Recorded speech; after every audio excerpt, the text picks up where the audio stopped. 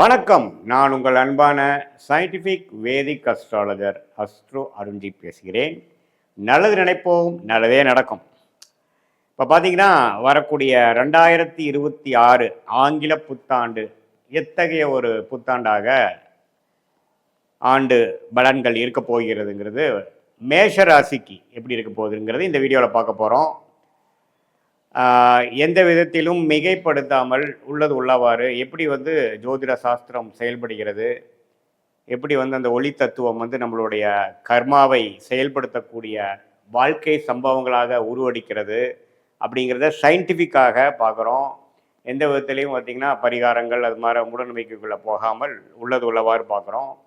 அதற்கு முன்னாடி நீங்கள் இந்த பொது பலன் எப்படின்னு நீங்கள் தெரிஞ்சுக்கணுன்னா, ஒரு 100க்கு ஒரு 50% பொருந்தி தான் வரும். ஏன்னா நம்ம ஆண்டு பலனை எப்படி சொல்கிறோன்னா, ஆண்டுக்கு ஒரு முறை அல்லது 2 ஆண்டுக்கு ஒரு முறை சஞ்சரிக்கக்கூடிய பயிற்சி பெறக்கூடிய ஆண்டு கிரகம் என்று சொல்லப்படுகிற குரு, சனி, ராகு, கேதுவை பொறுத்து ஒரு ராசிக்கும் எது மாதிரி இடத்துல இருக்கிறாங்க பொறுத்து தான் எது மாதிரி கர்மா செயல்படும் அப்படிங்கிறத நம்ம எடுத்துக்கிறோம். இது ஒரு பொதுவான பலன் தான். 100க்கு ஒரு 40-50% தான் பொருந்தி வரும். உங்களுடைய ஜென்ம ஜாதகத்தில் தசாபுக்திகள் எப்படி போய் கொண்டிருக்கிறது, உங்கள் ஜென்ம ஜாதகம் எப்படி இருக்குது, நீங்கள் என்ன லக்னத்தில் பிறந்தீங்க, என்ன கிரகங்களோட அமைப்புகள் என்னங்கிற வச்சு தான் துல்லியமாக சொல்ல முடியும். பட் இது ஒரு ஓவரால் டெம்ப்ளேட்டாக நீங்கள் எடுத்து இதில் இன்னும் கொஞ்சம் டீட்டெயிலாக உங்களுக்கு வேணும் அப்படின்னா நீங்கள் தனி மனித ஜாதிரம் தான் நீங்கள் கன்சல்டிங் பண்ணணும். இப்போ பொது பலன் எப்படி கொடுக்குறாருங்கிறது மேஷராசிக்கு பார்க்குறோம்.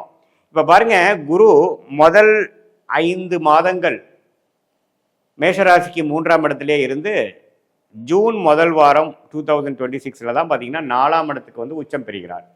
ஸோ நம்ம ஆண்டை 2 விதமாக பிரிச்சுக்கலாம். ஃபஸ்ட்டு 5 months, செகண்ட் 7 months அப்படி நம்ம பிரிச்சுக்கலாம். ஸோ சனி முழுக்க 2026 முழுக்க மீனத்திலே இருந்து விரைய சனியாக கொடுக்குறார். ராகு 11ஆம் இடத்திலும், கேது 5ஆம் இடத்திலும் இருக்கிறார். டிசம்பர் மாதம் இறுதியில் தான் முதல் வாரம் ஆண்டின் இறுதியில் தான் மாறுறார். ஸோ ஆல்மோஸ்ட் பார்த்தீங்கன்னா 90% 95% ராகுவும் பயிற்சிகள் பலன்கள் இல்லை. ஒரே இடத்துல இருக்கக்கூடிய கும்பத்தில் ராகுவும் சிம்மத்தில் கேதுவும் இருக்காங்க. ஸோ இந்த மாதிரி ஒரு அமைப்பு மேஷராசிக்கு எப்படி ஒரு அமைப்பு கொடுக்குறாரு அப்படின்னா, ஃபஸ்ட்டு 5 months பாருங்கள், இந்த திருமண தடைகள் அது மாதிரிலாம் இருக்கக்கூடியவங்களுக்கெல்லாம் டக்குன்னு ஏதோ ஒன்று அமையிறது, மங்களமான விஷயங்கள் அமையக்கூடிய அமைப்புகள், இந்த வயது திருமண வயதை எதிர்பார்த்து கொண்டிருக்கக்கூடியவர்கள், காதல் திருமணம் செய்யலான்னு நினைக்கிறவங்க, ஒரு 2 வருஷமாகவே காதல் போய் கொண்டிருக்கிறது, பெற்றோர்களின் சம்மதம் ஒரு பக்கம் நமக்கு சரின்னா அவங்க சரியில்லைங்கிறாங்க, இல்லை பொண்ணு சைடில் ஓகேனா பையன் சைடில் பிரச்சனை பண்ணுறாங்கங்கிற மாதிரி ஓடிக்கொண்டிருக்கக்கூடிய உறவுகள்லாம் பார்த்தீங்கன்னா, இந்த குருவின் பார்வை 7ஆம் இடத்துல விழும் பொழுது அந்த அமைப்புகள் முதல் ஃபர்ஸ்ட் ஆஃப் மே மாதத்துக்குள்ளே அமைச்சுக்கிறது நல்லது. அமையக்கூடிய வாய்ப்புகள் அதிகம். அது மாதிரி விஷயங்களுக்கு ரொம்ப சாதகமாக முதல் ஃபர்ஸ்ட் ஆஃப் இருக்குங்க. அதே மாதிரி விரயசனி போயிட்டுருக்கு. என்னதான் வருமானங்கள் இருந்தாலும் செலவுகளும் அதிகமாக போய் கொண்டு இருக்கக்கூடிய ஒரு காலகட்டமாக தான் இருக்குது. அது சுப முதலீடாக செய்கிறீங்களா, சுப செலவுகளாக செய்கிறீங்களா, தேவையற்ற செலவுகளாக செய்கிறீங்களாங்கிறது உங்களுக்கு நடந்து கொண்டு இருக்கக்கூடிய தசாபுக்திகள் பொறுத்து தான் அமைகிறது. பட் எப்படி இருந்தாலும் கையில் பணம் இருக்க போகிறதில்ல. ஏதோ ஒரு செலவுகளும் ஒரு முதலீடுகளும் போய்கொண்டு இருக்கும். அதுதான் விரயசனியோட வேலை. நம்மளை ஒரு பெரிய லெவலில் இன்வெஸ்ட் பண்ண பிளான் பண்ணுவார். ஒரு இருக்கிற பணமெல்லாம் சேர்த்தி கொஞ்சம் கடன் வாங்கி எதுலையோ ஒன்று இன்வெஸ்ட் பண்ணலாமா அப்படிங்கிற மாதிரி அமைப்பெல்லாம் கொடுக்கக்கூடிய ஒரு ஆண்டாக தான் மேஷராசிக்காரர்களுக்கு வருகிறது. அதே மாதிரி ராகு 11ஆம் இடத்தில் இருக்கிறது கொஞ்சம் நல்ல லாபத்தை கொடுக்கும். வெளிநாட்டில் இருக்கிறவங்களுக்கு, வெளிநாடு சம்மந்தப்பட்ட தொழில் பண்ணுறவங்களுக்கு, இம்போர்ட் எக்ஸ்போர்ட் பண்ணுறவங்களுக்கு, அந்நிய மொழி பேசக்கூடியவர்களோட தொடர்பில் இருக்கிறவங்களுக்கு, அந்நிய ப்ராடக்ட்ஸ் பண்ணுறவங்களுக்கு, இது எல்லாத்துக்குமே பார்த்திங்கன்னா ஓரளவுக்கு லாபத்தை கொடுக்கக்கூடிய அமைப்பு குருவின் பார்வை ராகு பெற்று ராகு 11ஆம் இடத்தில் இருக்கிறது கொடுக்க தான் செய்கிறது. ஸோ எல்லாம் ஓவராலாக பார்க்கும் பொழுது மேஷராசிக்கு அற்புதமான பலன்கள். இதில் செகண்ட் ஆஃப் பாருங்கள், ஒரு பயங்கரமான ஒரு ப்ரெசன்ட் சர்ப்ரைஸாக வரக்கூடிய அமைப்புகள் உண்டு. ஏன்னா குரு 4ஆம் இடத்துக்கு உச்சம் பெறுகிறார் 12 வருடம் கழித்து. ஸோ 12 வருடங்கள் கழித்து குரு 4ஆம் இடத்துக்கு 10ஆம் இடங்கிற தொழில் ஸ்தானத்தை பார்த்து விரயசனியை செய்து விரயசனியாக சஞ்சரித்து கொண்டிருக்கக்கூடிய சனி பகவானை பார்த்து தன்மைப்படுத்தி அவருடைய கோர விரேசனியை தன்மைப்படுத்தி அது ஒரு நல்ல ஒரு அமைப்பாக நல்ல ஒரு விஷயத்துக்காக விரயங்களை செய்வதற்கும் ஒரு முதலீடு செய்வதற்கும் வழிவகுக்கக்கூடிய ஒரு அமைப்பாக குரு பெயர்ச்சி வந்து ஜூன் மாதம் ஆகுது. ஸோ ஒரு ஆண்டின் 2வது பகுதி அருமையாக இருக்குது.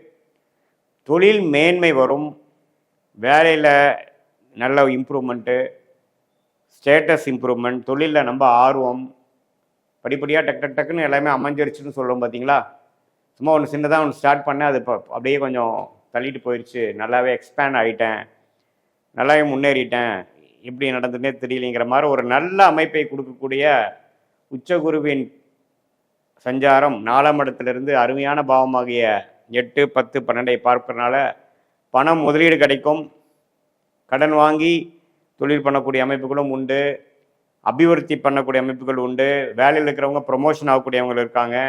அதே சமயத்தில் படித்து கொண்டு கடந்த 1.5 வருஷம் 2 வருஷமாக காம்படிட்டிவ் எக்ஸாமுக்கு கவர்மெண்ட் எக்ஸாம்ஸ்க்கெலாம் ப்ரிப்பேர் பண்ணிகிட்டு இருக்கக்கூடியவங்களாம் இந்த குரூப் 1 குரூப் 2 யூபிஎஸ்சி எக்ஸாம்ஸ் அது மாதிரி எக்ஸாம்ஸ்லாம் ப்ரிப்பேர் பண்ணிகிட்டு இருக்கிறவங்களுக்கு நல்ல ஒரு எக்ஸாமில் கிளியர் பண்ணி பதவி ஃபஸ்ட் டைம் நான் உள்ளே போயிட்டேன், அந்த ஜாப் போஸ்டிங் வாங்கிட்டேன் அப்படிங்கிற மாதிரி அமைப்புகள்லாம் கொடுக்கக்கூடிய அமைப்புகள் உண்டு. ஸோ முதல் ஆஃபோட செகண்ட் ஆஃப் வந்து இன்னுமே பிரமாதமான விஷயங்கள், நீங்கள் எதிர்பார்க்காத சில சக்ஸஸ்கள் வரக்கூடிய அமைப்புகள் உண்டு. ஏன்னா உச்சகுரு வந்து 4ஆம் இடத்துல வருவது வந்து ஒரு அரிதான ஒரு விஷயம், எல்லா நேரமும் உங்களுக்கு வராது. அதை நீங்கள் மேஷராசிக்காரராகிய நீங்கள் நல்லபடியாக உபயோகப்படுத்தி கொள்ள வேண்டும். அதே சமயத்தை வீடு வாங்கணும், இடம் வாங்கணும், அந்த வாகனங்கள் பழைய வாகனத்தை கொடுத்து புது வாகனம் வாங்கணும்னு நினைக்கிறவங்களுக்கெல்லாம் அருமையாக அமையும். தாயாரின் உடல்நிலை பிரச்சனையாக இருக்கிறவங்களுக்கெல்லாம் கொஞ்சம் தாயாரின் உடல்நிலை சரியாகக்கூடிய அமைப்புகள் இருக்குது. அவங்க மூலமாக சொத்து வரக்கூடிய அமைப்புகள், தாயார் வழியாக நல்ல ஒரு சுப விஷயங்கள் நடக்கக்கூடிய அமைப்புகள் எல்லாம் கண்டிப்பாக உண்டு. ஸோ உங்களுடைய ஸ்டேட்டஸ் அதிகமாகக்கூடிய அமைப்பு, உங்களுடைய வசதி வாய்ப்புகள் சொத்துக்கள் பெருகக்கூடிய அமைப்பு. இதே சமயத்தில் உறவுகள்லேயும் பார்த்தீங்கன்னா பின்னடைவாய் போயிட்டுருக்கிறவங்களெல்லாம் ஓரளவுக்கு சரியாகி பழைய உறவுகள்லாம் கொஞ்சம் ரீகனெக்ட் ஆச்சுங்கிற மாதிரி ஒரு அமைப்பு. ஏன்னா பணம் வந்துட்டாவே உங்களுக்கு பார்த்தீங்கன்னா ஓரளவுக்கு எல்லாமே கொஞ்சம் சரியாகுங்கிறது தான் நிதர்சன உண்மை. ஸோ எப்போ நீங்கள் வந்து வேலை தொழில் நிதி நிலைமையில் ஓரளவுக்கு வந்துட்டீங்க, நல்ல ஒரு பெரிய ஒரு இன்வெஸ்ட்மெண்ட் பண்ணுற அளவுக்கு நீங்கள் இப்போது கையில் காசு சேர்ந்துருச்சு, உங்களுக்கு லோன் கொடுக்குறதுக்கு பேங்க் எல்லாம் ரெடியாக இருக்காங்க அப்படிங்கிற அளவுக்கு நீங்கள் வர்றதுனால உங்களுடைய அந்தஸ்து அதிகமாகும். அது மூலமாக பார்த்தீங்கன்னா பழைய ஃப்ரெண்ட்ஷிப் பழைய உறவுகளை நீங்கள் கனெக்ட் பண்ணிக்கலாம். இது மாதிரி எல்லா நல்ல அமைப்புகள் உண்டு.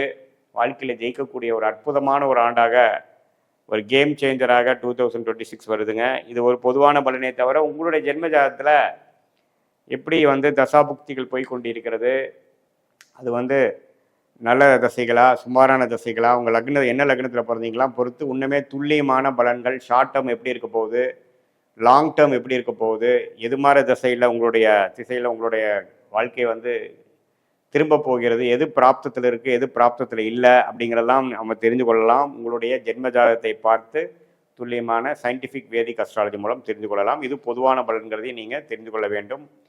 மீண்டும் மற்றொரு காணொலியில் சந்திப்போம். நன்றி, வணக்கம்.